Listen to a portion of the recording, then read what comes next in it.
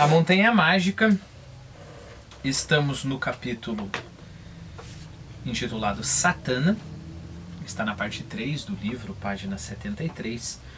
Esse é o quarto livro de leitura em relação a esse capítulo. O Sr. Settembrini é literato, explicou Joaquim com um certo acanhamento. Escreveu o Necrológio de Carducci para periódicos alemães. Carducci, você sabe. E ficou ainda mais acanhado quando o primo olhou pasmo, como se dissesse: que sabe você de Carducci? Não mais do que eu, se não me engano. Exatamente, confirmou o italiano, sacudindo a cabeça. Tive a honra de falar aos seus compatriotas da vida deste grande poeta e livre pensador, quando ela chegou ao fim. Conheci-o, posso dizer-me seu discípulo. Isso é importantíssimo, né? Settembrini considera-se discípulo de Carducci. Isso significa que quando você lê o poema, que vai ser citado daqui a pouco, você também está descobrindo a personalidade do Settembrini, né? Em Bolonha estive sentado aos seus pés. A ele devo o meu quinhão de cultura e de alegria de viver. Mas estávamos falando do senhor, engenheiro naval. Sabe o senhor que está subindo no meu conceito? De repente se me afigura como representante de todo um universo do trabalho e do gênio prático. Ah, senhor Settembrini, por ora sou apenas estudante e estou bem no início. Pois sim, e o primeiro passo custa. Como, aliás, é difícil todo o trabalho que merece esse nome, não é? Como, aliás, é difícil todo o trabalho que merece esse nome. Ou seja, todo trabalho que merece o nome de trabalho é difícil, né? Difícil como o diabo, disse Rascastorp, e essas palavras lhe saíram do fundo do coração. De súbito, Settembrini franziu as sobrancelhas. O senhor invoca o próprio diabo para confirmar tal coisa? Perguntou. Satã em pessoa? Sabe que meu grande mestre lhe dedicou um hino? Como eu falei para você, né? É o hino a Satã. Como? Admirou-se Rascastorp. Ao diabo? A ele mesmo. Cantam esse hino em minha pátria, em certas solenidades. Ó salute, ó satana, ó ribellione, ó força vindice della regione. É claro que eu não sei falar italiano, né? Um cântico magnífico. Mas eu não sei falar italiano, mas eu posso dizer para você essa... Só relembrar, porque no vídeo anterior a gente já falou sobre isso, né? Mas as primeiras linhas, né? Desculpe, ele não pegou o comecinho do poema, não. Eu acho que eu achei. Bom. Ó Satã, ó rebelião, ó força vingadora da razão humana.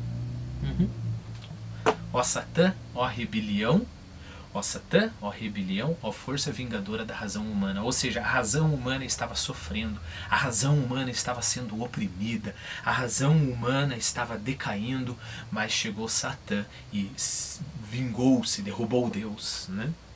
E trouxe a razão à tona.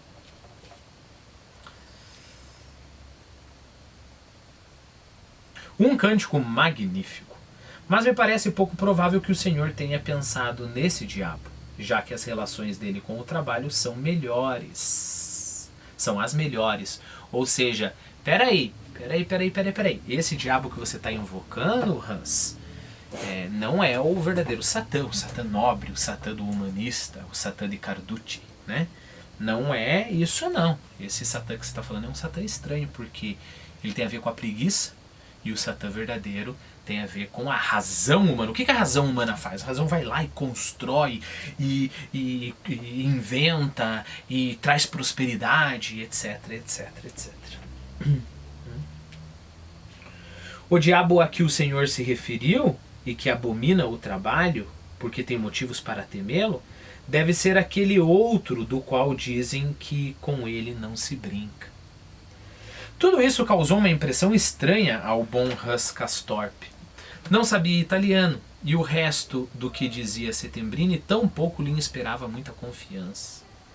Essas coisas sabiam a sermão dominical, ainda que proferidas num tom de palestra leve e jocosa. Hus Castorp olhou para o primo, que baixou os olhos. Interessante a colocação, né? Sabiam a sermão dominical. Esse tipo de uso acontece bastante, por exemplo, no Cortiço, do Luiz Azevedo. Tá lá o português Jerônimo, e ele tá falando do café que ele tomou, e ele fala, aquele café me soube tão bem, né? E o que quer dizer isso, né? Saberá é ter o sabor de. Esse bolo sabe a baunilha. E pode também se recordar ou lembrar, né? O caso sabe a uma história parecida, mas não é esse o significado. O significado que a gente quer é o primeiro, né? Esse bolo sabe a baunilha. Então a história é a seguinte. Isso que ele está falando tem um gosto de sermão dominical, né? E aí a pergunta é, como assim ter um gosto de sermão dominical se ele está falando sobre o diabo, né? Mas tem um sentido de pregação, correto? Tem um sentido ali de, eu vou trazer uma admoestação aqui, eu vou te mostrar que você está errado e que você tem que melhorar, eu vou trazer conselhos para você se arrepender dos seus maus caminhos, né? Basicamente a mãe falando, você não pode fazer isso, aquilo. Então é nisso que o Hus Castorp está pensando, né? Essas coisas sabiam a sermão dominical, ainda que proferidas num tom de palestra leve e jocosa. Hus Castorp olhou o primo, que baixou os olhos, e então disse, o senhor toma as minhas palavras muito ao pé da letra, Sr. Settembrini. O que eu disse do diabo era apenas uma maneira de falar, nada mais. Deve haver uma pessoa com espírito, disse Settembrini, mirando o ar com uma expressão melancólica, porém reanimando-se imediatamente e dando à conversa um caráter jovial, gracioso e conciliador. Na verdade, talvez seja uma outra entonação, né? Falou, deve haver uma pessoa com espírito. Seja como for, penso ter razão quando deduzo de suas palavras que o Senhor escolheu uma profissão tão exigente quanto honrosa. Meu Deus, sou humanista, um homo humanus. E nada entendo dessas coisas engenhosas, por mais sincero que seja o respeito que lhes voto. Mas imagino que a teoria da sua disciplina deva requerer um cérebro claro e arguto, e sua prática um homem na genuína acepção da palavra. Não é assim? Por certo é assim. Não posso deixar de concordar com o senhor, respondeu Hus Castorp, empenhando-se, malgrado seu, em falar com alguma eloquência. É uma enormidade o que se exige de nós hoje em dia. Nem é bom pensar na extensão dessas exigências, do contrário, arriscamos perder a coragem. Perceba que a todo momento o Settembrini vai com esse tom grandiloquente de elogio ao trabalho. O Hus até que tenta acompanhá-lo, mas quando vê já está falando não obviedades, né? Baixezas o que o Settembrini consideraria, né? Como assim você não gosta de trabalhar? Como assim você está pensando em ter preguiça porque algo é difícil, né? Nem é bom pensar na extensão dessas exigências, do contrário arriscamos perder a coragem.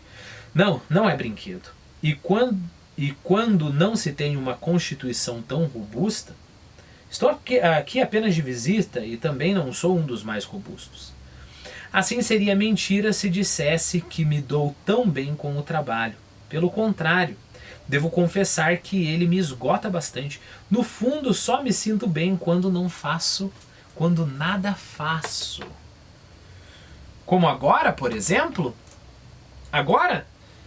Acabo de chegar aqui em cima e ainda ando meio tonto, como o senhor pode imaginar. Meio tonto? Pois é, não dormi muito bem e depois o café da manhã foi reforçado demais. Estou acostumado a uma primeira refeição abundante, mas a de hoje parece que foi completa demais para mim. Too rich, como dizem os ingleses. Numa palavra, eu me sinto um pouco angustiado e esta manhã um charuto não me apeteceu. Imagine só, É coisa que quase nunca me acontece, a não ser quando estou seriamente doente. E hoje o meu charuto estava com gosto de couro. Tive de jogá-lo fora, não adiantava forçar. O senhor fuma, se me posso permitir a pergunta? Não?